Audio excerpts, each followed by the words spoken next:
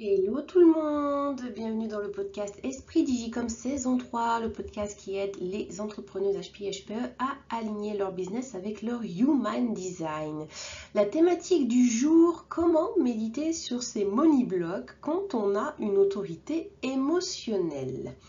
Alors pour structurer cet épisode, je vais parler de mon cas. Je viens de découvrir plus de 40 money blocks dans mon design. Et là ici je vais vous partager comment je suis passée du chaos émotionnel que ça a provoqué chez moi à une clarté émotionnelle et un premier passage à l'action aligné avec mon autorité. Bien entendu, si cet épisode te plaît et que ce podcast semble pouvoir être utile à d'autres personnes, n'hésite pas à t'abonner si ce n'est pas déjà fait, à le partager ou tout simplement à commenter. Alors, méditer sur ces money blocks avec une autorité émotionnelle, c'est loin d'être une chose facile à faire, surtout quand on ne connaît pas sa vague. Je rappelle qu'une vague émotionnelle, c'est très personnel, donc voilà, vraiment ton Human Design va t'aider à comprendre comment fonctionne ta vague à toi personnellement, comment tu la vis, et ça c'est vraiment un travail important à faire quand on a une autorité émotionnelle. Ça va te permettre notamment de savoir la surfer. Donc, c'est pas quelque chose de facile à faire, certes, et pourtant, c'est une étape cruciale si tu veux prendre des décisions financières alignées avec ton autorité émotionnelle. De mon côté, je croyais avoir déjà bien travaillé ma relation à l'argent, donc j'avais lu pas mal de livres, j'ai posé des objectifs, j'ai fait du mindset, j'ai posé des intentions, j'ai utilisé les manifestations, un petit peu tout ce qui se fait là en ce moment qu'on peut voir passer sur les réseaux. Et puis je suis tombée sur un nouvel angle de vue que j'avais jamais exploré au niveau de l'abondance et des finances et de l'argent. Mes money blocks selon mon Human Design en fait, par le prisme du Human Design. Et là, aïe, ça m'a piqué, ça m'a piqué quand j'ai découvert ça. Pendant plusieurs jours, j'ai vécu des ascenseurs émotionnels plutôt costauds, autorité émotionnelle. Donc un coup je déprimais, voire je désespérais complètement. Un coup j'étais en mode recherche et solution. Un coup en mode Eureka, ça y est j'ai trouvé. Puis ça retombait. Bref, c'était les montagnes russes. Donc j'ai eu ça pendant plusieurs jours. Et pour cause, le coup près est tombé. Quand j'ai retroussé mes manches, que j'ai passé en revue tout mon design à l'affût de mes money blocks en profondeur. Franchement, j'avais jamais travaillé aussi en profondeur, aussi minutieusement à ce niveau-là. Donc c'est aussi un travail nouveau pour moi. J'ai tout fait. J'ai fait mon type générateur, mon autorité émotionnelle, tous mes centres selon ma configuration définie, non définie, ouvert, et toutes mes portes définies. Voilà, et quand je suis arrivée à la fin, là, le verdict est tombé, bam, plus de 40 money blocks que j'ai identifiés en faisant ce travail-là. Ils étaient là, ils étaient sous mes yeux et je les voyais pas. Pour la plupart, je les voyais pas. Certains, je voulais pas les voir, je les avais cachés sous le tapis. Mais pour la plupart, je les soupçonnais pas vraiment, je les voyais pas. En fait, j'ai déterré un monde caché, quoi. Donc sous le coup, je te cache pas que ça m'a foutu un peu le cafard. Voilà, je me suis sentie même limite un peu désespérée.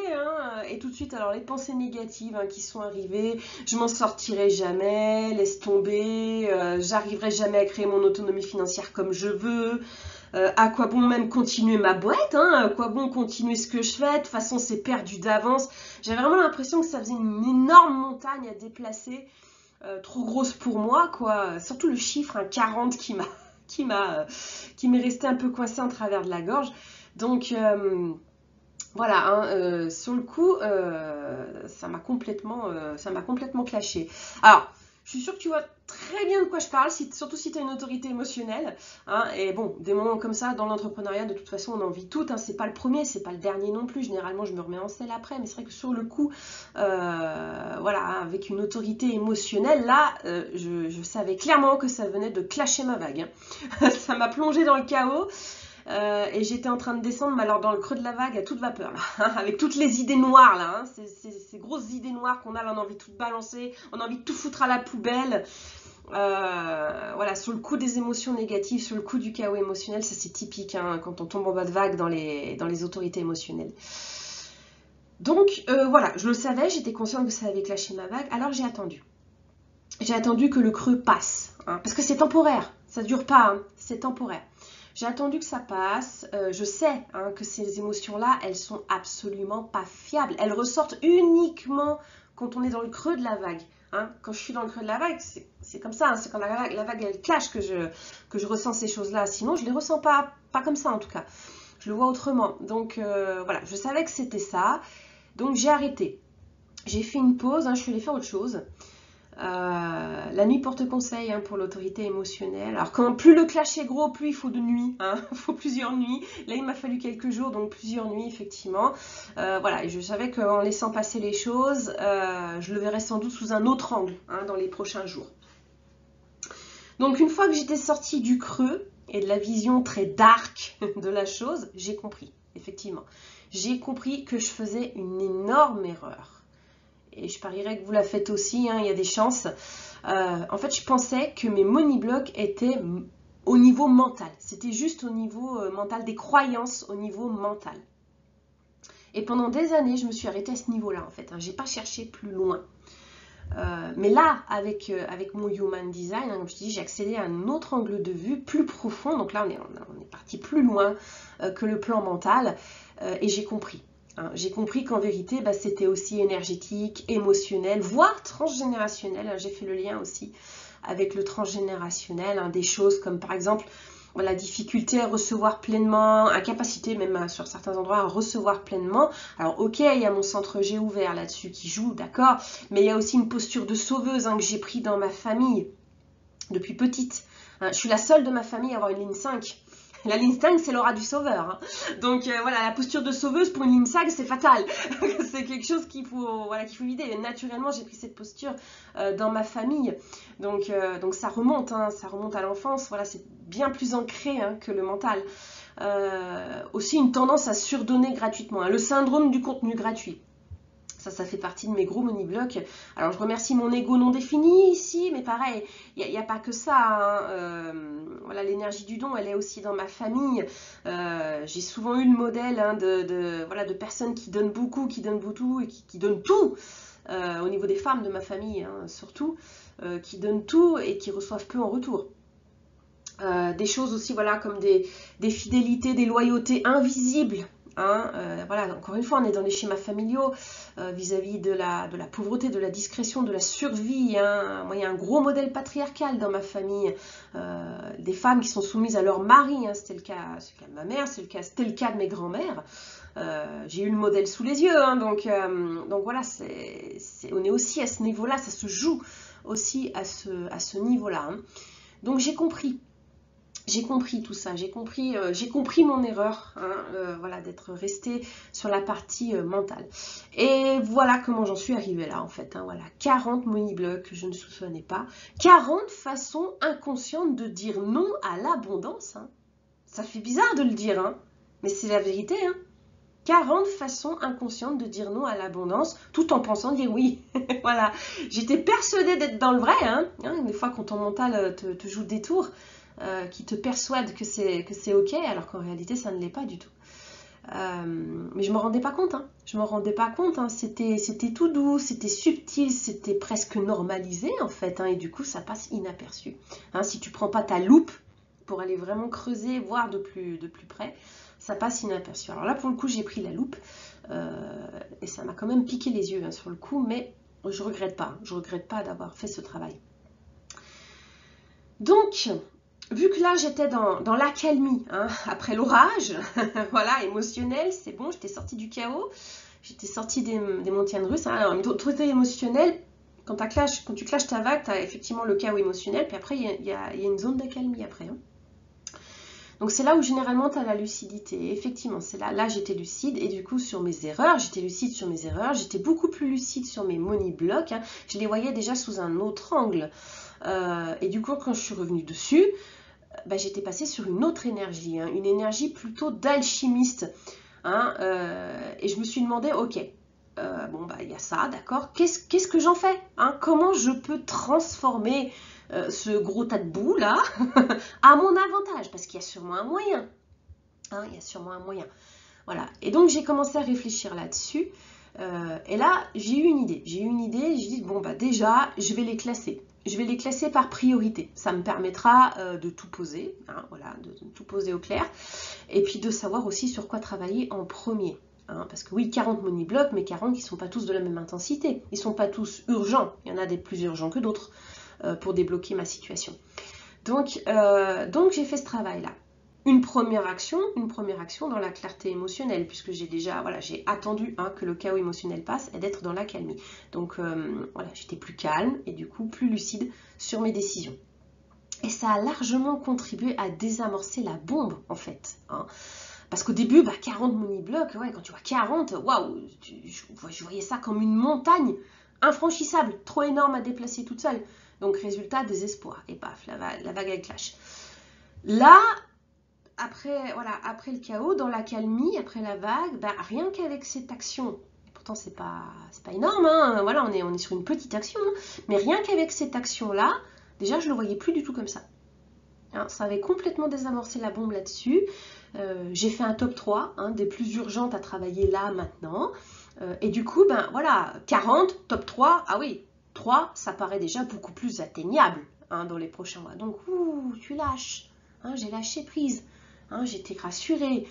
Et j'étais du coup beaucoup plus sereine. J'ai retrouvé une certaine sérénité émotionnelle à ce moment-là. Et du coup, voilà, j'étais donc en mesure de pouvoir méditer, de pouvoir les analyser, méditer dessus, pour les ressentir. Quelque chose que je ne faisais pas quand j'étais dans le niveau mental. Quand tu étais dans le niveau mental, tu ne médites pas, tu les ressens pas, tu te déconnectes du ressenti avec le niveau mental. Et du coup, ça ne me permettait pas vraiment de pouvoir vraiment méditer dessus, de les ressentir, de les accueillir, de les accepter. Et sans ce travail-là, tu ne peux pas les transcender, tu ne peux pas les dépasser, voilà, tu ne peux pas voir les choses autrement, en fait, tu ne peux pas aller plus loin, tu restes coincé dans le mental. Donc là, j'ai pu faire ce travail, mais voilà, ça a été au prix d'un gros chaos émotionnel pendant quelques jours. Mais c'est comme ça que ça fonctionne avec une autorité émotionnelle, pas de panique. Pas de panique. Voilà. Donc dans un prochain épisode, je te parlerai peut-être sans doute dans mon top 3, voilà, où se situent mes money blocks, voilà, quels sont les indicateurs, etc. Mais voilà un petit peu comment ça s'est passé et une belle leçon que j'ai appris là-dessus. Vraiment, là j'ai vraiment ouvert les yeux sur le plan mental. Non, ça ne suffit pas. Ça ne suffit pas du tout. Voilà. Donc écoute, si toi aussi tu penses être dans le vrai, mais que tu sens que quelque chose bloque encore, parce que moi c'était le cas, voilà, je pensais être dans le vrai, le mental, voilà, le mental me faisait croire que j'étais dans le vrai, mais mon corps, lui, me faisait bien sentir qu'il y avait quelque chose qui bloquait, que j'avais pas fini le boulot, enfin que j'avais pas été assez loin. Tu le sens, tu sens une résistance dans ton corps. Généralement, tu as de la frustration, voilà. Quand on parle de finances, tu es frustré. Moi, c'était le cas. Donc, voilà, si tu sens qu'il y a ce phénomène-là qui est en train de se produire, sache que je suis en train d'écrire un guide pratique pour aider les autres femmes HPI, HPE ou sensitives comme moi à identifier et transcender leur money block avec plus de clarté, en douceur, avec la sagesse du Human Design, parce que ça se fait, tu vois, dans le temps quand même, dans la durée, sans brusquer, sans forcer, en laissant le temps à ton énergie, le temps au corps, le temps aux émotions, voilà, de méditer dessus et de s'approprier la chose. Parce que finalement, c'est peut-être dur à avaler sur le coup, d'identifier 40 money blocks, mais c'est aussi un cadeau. C'est aussi un cadeau que m'a offert le Human Design ici. Ça aurait été pire pour moi de continuer à les ignorer. J'aurais continué à être dans le faux, quoi. J'aurais continué des actions désalignées avec moi. Donc maintenant, je peux agir de manière beaucoup plus éclairée. Et j'ai compris comment utiliser mes émotions. J'ai compris comment utiliser mon autorité émotionnelle en matière de money block. Et ça, c'est une révélation parce que jusqu'à présent, je ne l'utilisais pas sur ce niveau-là. Voilà, donc écoute, si le sujet résonne en toi, j'ai aussi besoin de ton aide. J'ai préparé un petit sondage pour mieux comprendre ce que toi tu vis, ce que tu ressens, ce qui te bloque. Je t'ai partagé ce que moi j'avais vécu quand j'ai fait cette découverte en toute transparence. Mais bon, il s'agit de moi. C'est toujours intéressant aussi d'avoir vos partages à vous, de comprendre comment vous le traversez, ce que vous pouvez vivre, parce qu'on n'est pas tous pareils. Et ça fait partie aussi de l'exploration que je propose dans mon guide en cours d'écriture. Donc voilà, identifier et transcender tes money blocks grâce au Human Design. À l'heure actuelle, j'ai identifié plus d'une centaine de money blocks, passé au crible à travers le prisme du Human Design et les pistes pour se réaligner en fonction de son design. À la fin du sondage, tu pourras recevoir un extrait si tu veux ou être informé en avant-première de la sortie du guide que je prépare si tu le souhaites. Tu retrouves le lien pour répondre au sondage en dessous de cet épisode. Je te remercie d'avance pour ta précieuse clarté. Merci de m'aider à créer un autre rapport à l'abondance, un autre rapport à l'argent, un rapport plus vrai, un rapport plus humain, qui prend en compte les émotions, l'énergétique, voire le transgénérationnel. Merci d'avoir écouté jusqu'au bout et moi je te dis à bientôt pour un nouvel épisode. Bye bye.